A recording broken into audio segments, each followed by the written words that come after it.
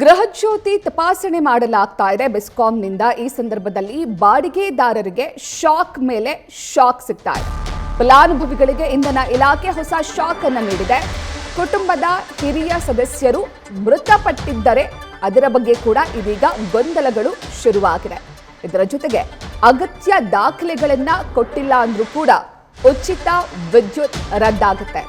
ಹಳೆ ಬಾಡಿಗೆದಾರರು ಏನಾದರೂ ಲಿಂಕ್ ಮಾಡಿಕೊಂಡಿದ್ರೆ ಗೃಹಜ್ಯೋತಿಗೆ ಅರ್ಜಿಯನ್ನ ಸಲ್ಲಿಸಿ ಅವರು ಗೃಹಜ್ಯೋತಿಯ ಫಲಾನುಭವಿಗಳಾಗಿದ್ರೆ ಹೊಸದಾಗಿ ಅದೇ ಮನೆಗೆ ಹೊಸದಾಗಿ ಬರುವಂತಹ ಬಾಡಿಗೆದಾರರಿಗೆ ಇದೀಗ ಹೊಸ ಸಂಕಷ್ಟ ಶುರುವಾಗಿದೆ. ರಾಜ್ಯ ಸರ್ಕಾರದ ಮಹತ್ವಾಕಾಂಕ್ಷೆ ಯೋಜನೆಗಳಲ್ಲಿ ಒಂದಾದಂತಹ ಗೃಹಜ್ಯೋತಿ ಯೋಜನೆಗೆ ಈಗ ಮತ್ತೆ ಮರುತಪಾಸಣೆಯನ್ನ ಮಾಡಲಾಗ್ತಾ ಇದೆ.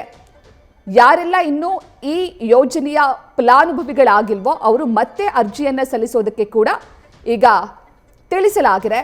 ಪ್ರತಿ ಮನೆಗೆ 200 ಯೂನಿಟ್ ಉಚಿತ ವಿದ್ಯುತ್ತನ್ನ ರಾಜ್ಯ ಸರ್ಕಾರ ಗೃಹಜ್ಯೋತಿ ಯೋಜನೆಯ ಅಡಿಯಲ್ಲಿ ನೀಡುತ್ತೆ. ಇನ್ನು ಗೃಹಜ್ಯೋತಿ ಮರುತಪಾಸಣೆ ಆರಂಭವಾಗಿರೋದ್ರಿಂದ ಒಂದಷ್ಟು ಗೊಂದಲಗಳು ಶುರುವಾಗಿದೆ. ಹಳೆ ಮನೆಯಲ್ಲಿ ರಿಜಿಸ್ಟರ್ ಮಾಡಿ ಆರ್ಆರ್ ನಂಬರ್ ರದ್ದು ಮಾಡಿಲ್ಲ ಅನೇಕರು. ಇದರಿಂದ ಹೊಸದಾಗಿ ಆ ಮನೆಗೆ ಬರುವಂತಹ ಬಾಡಿಗೆದಾರರಿಗೆ ಸಂಕಷ್ಟ ಎದುರಾಗಿದೆ.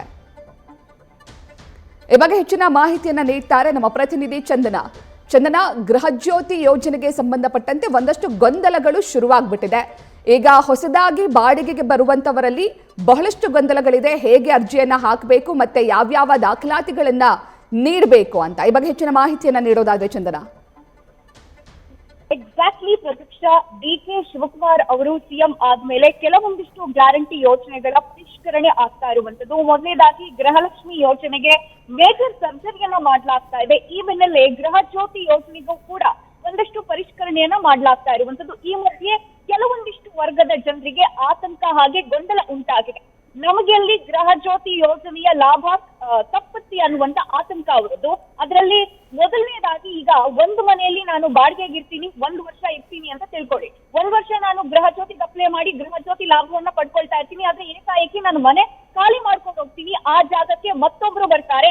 ಆದ್ರೆ ಅಂತವ್ರಿಗೂ ಕೂಡ ಈ ಒಂದು ಯೋಜನೆ ಕೈ ತಪ್ಪುವಂತ ಭೀತಿ ಶುರುವಾಗಿರುವಂತದ್ದು. ಯಾಕಂದ್ರೆ ಈ ತಿಂಗಳು ಪ್ರಮುಖವಾಗಿ ಪ್ರತಿ ಮನೆಗೂ ಸಿಲಿಕಾನ್ ಸಿಟಿಯ ಪ್ರತಿ ಮನೆಗೂ ಮೀಟರ್ ರೀಡರ್ಗಳು ಭೇಟಿಯನ್ನ ಕೊಟ್ಟು ದಾಖಲೆಗಳನ್ನ ಚೆಕ್ ಮಾಡುವಂತ ಕೆಲಸ ಮಾಡ್ತಿದ್ದಾರೆ. ಆ ಒಂದು ಸಮಯದಲ್ಲಿ ಅಗತ್ಯ ದಾಖಲೆಗಳು ಅವ್ರ ಬಳಿ ಇಲ್ಲ ಅಂತ ಹೇಳಿದ್ರೆ ಅದನ್ನ ಕ್ಯಾನ್ಸಲ್ ಮಾಡುವಂತ ಕೆಲಸ ಆಗತ್ತೆ. ಹೀಗಾಗಿ ಹಳೆ ಬಾಡಿಗೆದಾರರು ಖಾಲಿ ಮಾಡ್ತಿರುವಂತ ಸಂದರ್ಭದಲ್ಲಿ ಈಗ ಹೊಸದಾಗಿ ಬಂದಿರೋ ಬಾಡಿಗೆದಾರರಿಗೆ ಒಂದಷ್ಟು ಗೊಂದಲಗಳು ಆತಂಕ ಕೂಡ ಇರುವಂತದ್ದು. ಇದು ಒಂದ್ ಕಡೆ ಆದ್ರೆ ಮತ್ತೊಂದು ಕುಟುಂಬದ ಹಿರಿಯ ಸದಸ್ಯರು ಮೃತಪಟ್ಟಿದ್ರೂ ಕೂಡ ಈ ಒಂದು ಸಮಸ್ಯೆ ಶುರು ಆಗ್ತಾ ಇರುವಂತದ್ದು. ಯಾಕಂದ್ರೆ ಅವರ ಹೆಸರಲ್ಲಿ ಗೃಹಜ್ಯೋತಿ ನೋಂದಣಿ ಆಗಿರುತ್ತೆ.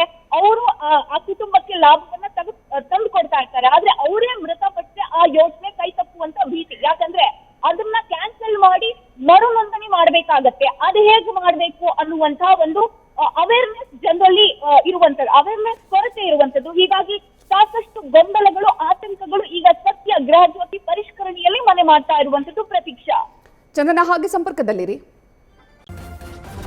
ನ್ಯೂಸ್ ಫಸ್ಟ್ ನಿರ್ಭೀತಿಯಿಂದ ನಿಮ್ಮ ಪರವಾಗಿ.